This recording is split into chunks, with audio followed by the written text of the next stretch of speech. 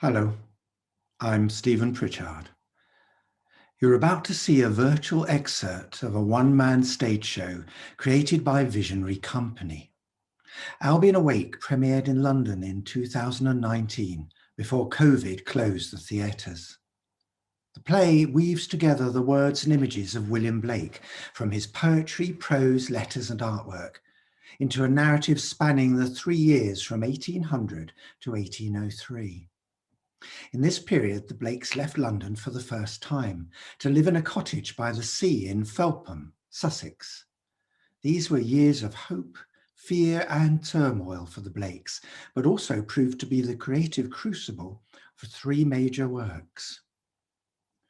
William Blake, 1757 to 1827, was a poet, painter, engraver and musician. An autodidact, he had no formal education whatsoever. He read widely in Greek philosophy and the philosophy of his contemporaries. He studied and challenged the psychological theories propounded by Locke and Hume. He read the Bhagavad Gita, Jacob Boehme, the Jewish Kabbalah, and the Swedish philosopher Swedenborg, and he knew the Bible intimately. He invented a new method of printing, engraving his texts backwards in mirror writing, enabling him to combine word and image on the same page, and with the help of his wife Catherine, was entirely self-sufficient in the production of his extraordinary illuminated books. The Blakes' unique process in one small domestic room replaced the necessity for large teams of artisan specialists in 2 separate workshops. Through poetry, prose and image, Blake explores the human psyche, our relationship with the natural world, political and social systems, and the scientific thought of Newton and Descartes. In Donald D. Alt's book, Visionary Physics, Blake's Response to Newton, Alt, an American physicist and literary critic, demonstrates how Blake exposes the limitations of Newton and Descartes' models of the universe, and in so doing anticipates the new physics of the 20th and of the 21st century. Blake's evocation of the psyche strongly foreshadows both Freud and most especially the concepts of the depth psychologist Carl Jung. The first book to explore this was June Singer's Blake, Jung and the Collective Unconscious. Blake is profoundly concerned with universal suffering. He deconstructs the mechanisms of patriarchy, politics and power, envisaging cycles of history that turn revolution into tyranny. He taught himself a number of languages, including Hebrew and Greek. He learned Italian in a matter of days in order to read Dante. Blake was a champion of the creative imagination, striving to overcome the alienation between people and between humanity and the natural world. For Blake, nature is imagination itself. So throw off your mind-forged manacles and enter the world of Blake's imagination.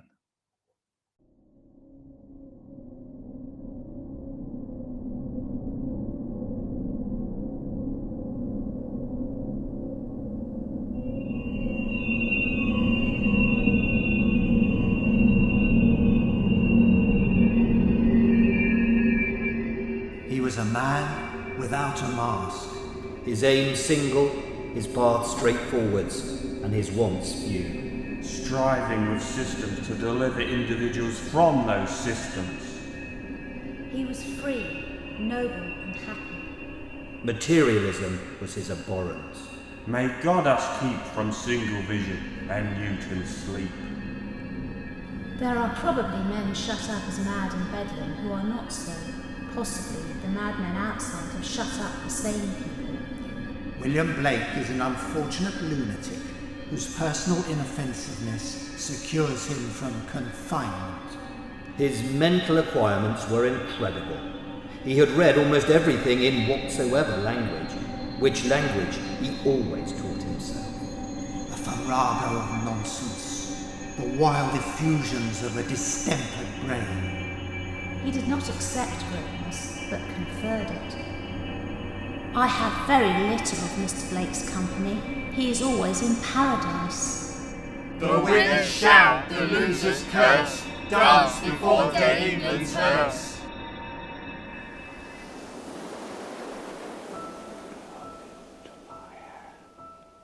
By your mild power, descending down the nerves of my right arm, from out the portals of my brain, come into my hand. By your mild power, descending down the nerves of my right arm, from out the portals of my brain, come into my hand. By your mild power, descending down the nerves of my right arm, from out the portals of my brain.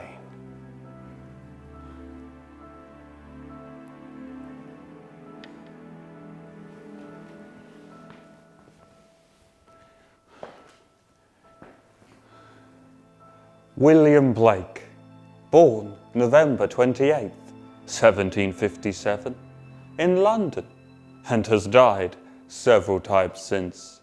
One who is very much delighted with being in good company.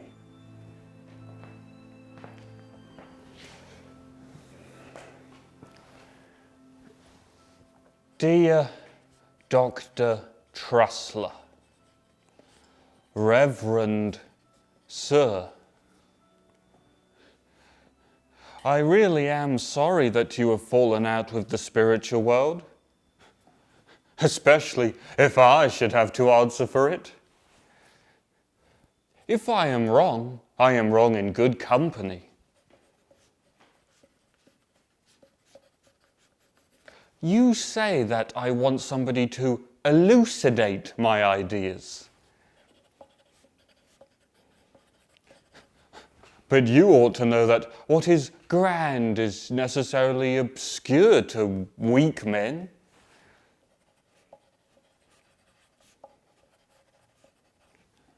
That which can be made explicit to the idiot is not worth my care. The wisest of the ancients considered what is not too explicit as the fittest for instruction, because it rouses the faculties to act.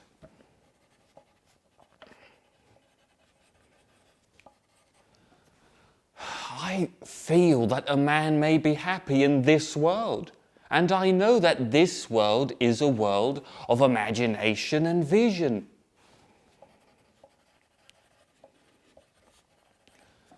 I see everything I paint in this world, but not everybody sees alike. To the eyes of a miser, a guinea is far more beautiful than the sun. And a bag worn with the use of money has more beautiful proportions than a vine filled with grapes.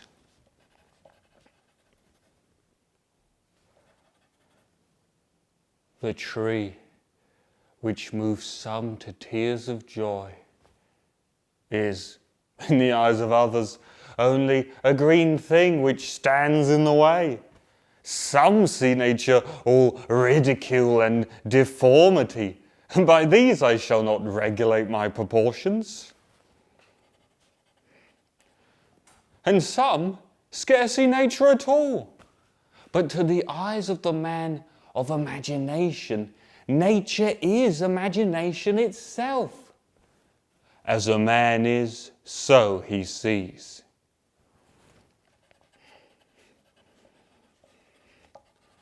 You certainly mistake when you say that the visions of fancy are not to be found in this world. To me, this world is all one continued vision of fancy, or imagination. And I feel flattered when I am told so.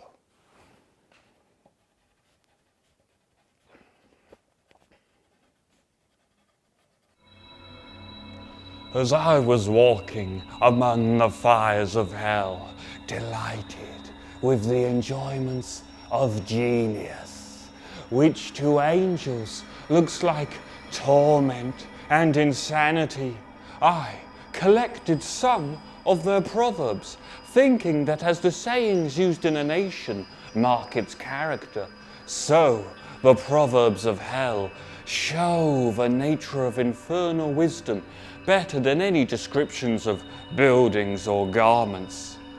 When I came home, on the abyss of the five senses, where a flat-sided steep frowns over the present world, I saw a mighty devil, folded in black clouds, hovering on the sides of the rock. With corroding fires, he wrote the following sentence, now perceived by the minds of men, and read by them on earth. How do you know but every bird that cuts the airy way is an immense world of delight, closed by your senses five?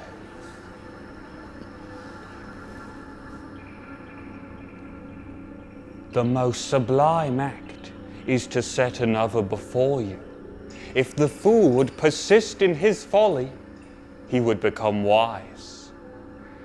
The ancient poets animated all sensible objects with gods or geniuses, calling them by their names and adorning them with properties of woods, rivers, mountains, lakes, cities, nations, and whatever their enlarged and numerous senses could perceive, till a system was formed, which some took advantage of and enslaved the vulgar by attempting to realize or abstract the mental deities from their objects. Thus begun priesthood, choosing forms of worship from poetic tales, and at length they pronounced that the gods had ordered such things. Thus, men forgot that all deities reside in the human breast. Without contraries is no progression. Attraction and repulsion, reason and energy, love and hate are necessary to human existence. From these contraries spring what the religious call good and evil. Good is the passive that obeys reason. Evil is the active springing from energy. Good is heaven, evil is hell. First, the notion that man has a body distinct from his soul is to be expunged. This I shall do by printing, in the infernal method, by corrosives, which in hell are salutary and medicinal, melting apparent surfaces away, displaying the infinite which was hid. If the doors of perception were cleansed, everything would appear to man as it is, infinite. For man has closed himself up and sees only through the narrow chinks of his cavern. If a thing loves, it is infinite. Everything that lives is holy. As to myself, about whom you are so kindly interested, I live by miracle. I am painting small pictures from the Bible. As to engraving, and which art I cannot reproach myself with any neglect, yet I am laid by in a corner as if I did not exist. And since my Young's Night Thoughts have been published, even Johnson and Fuseli have discarded my graver. But as I know he who works and has his health cannot starve, I laugh at fortune and go on and on. I think I foresee better things than I have ever seen. My work pleases my employer, and I have an order for 50 small pictures at 1 guinea each, which is Something better than mere copying after another artist. Of my songs of innocence and experience, a critic said, "Mr. Blake's poetry does not rise above mediocrity."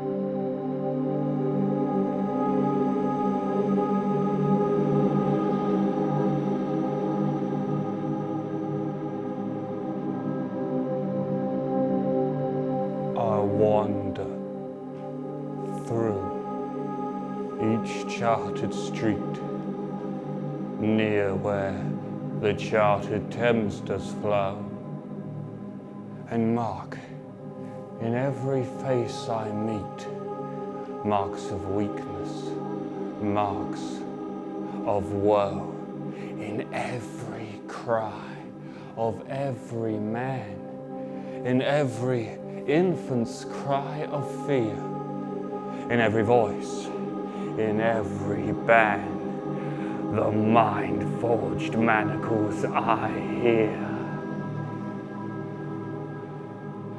How the chimney sweepers cry,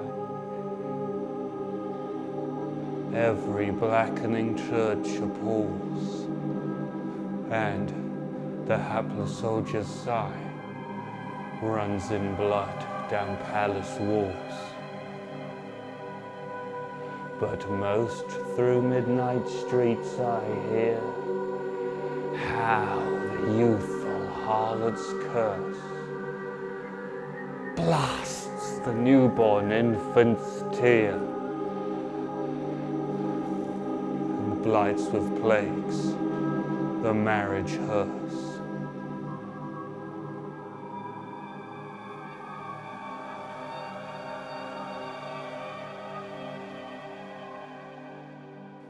I am now upon the verge of a happy alteration of my life, which you, my London friends, will wish me joy of.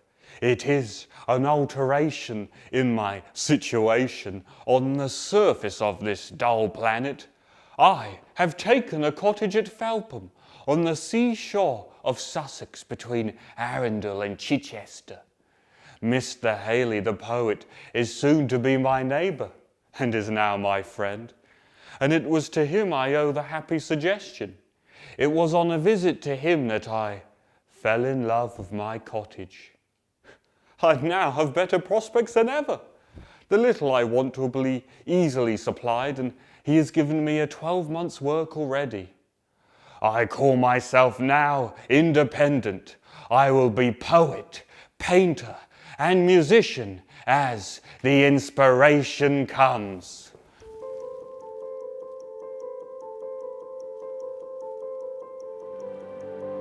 My fingers emit sparks of fire with expectation of future labours. Los is by mortals named time, and Atharman is named space, but they depict him bold and aged, who is in eternal youth all-powerful. His locks flourish like the brows of morning. He is the spirit of prophecy, the ever-apparent Elias. Time is the mercy of eternity. Without time's swiftness, which is the swiftest of all things, all were eternal torment. For in this period the poet's work is done, and all the great events of time start forth and are conceived in such a period, within a moment. A pulsation of the artery. I must create a system or be enslaved by another man's. I will not reason and compare.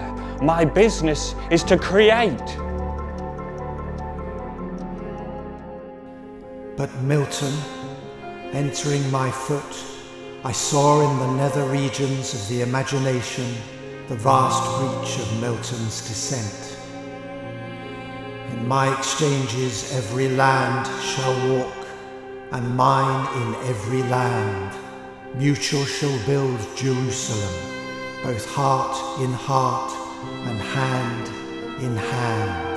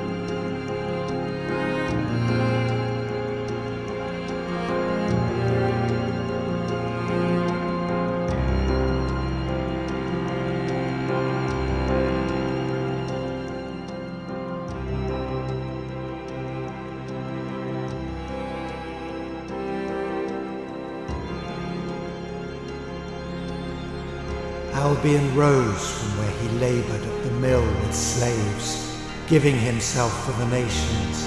He danced the dance of eternal death. In the exchanges of London every nation walked, and London walked in every nation, mutual in love and harmony. Albion covered the whole earth, England encompassed the nations, mutual each within other's bosom in visions of regeneration. Father, the gate is open, and all this vegetable world appeared on my left foot as a bright sandal formed immortal of precious stones and gold. I stooped down and bounded on to walk forward through eternity.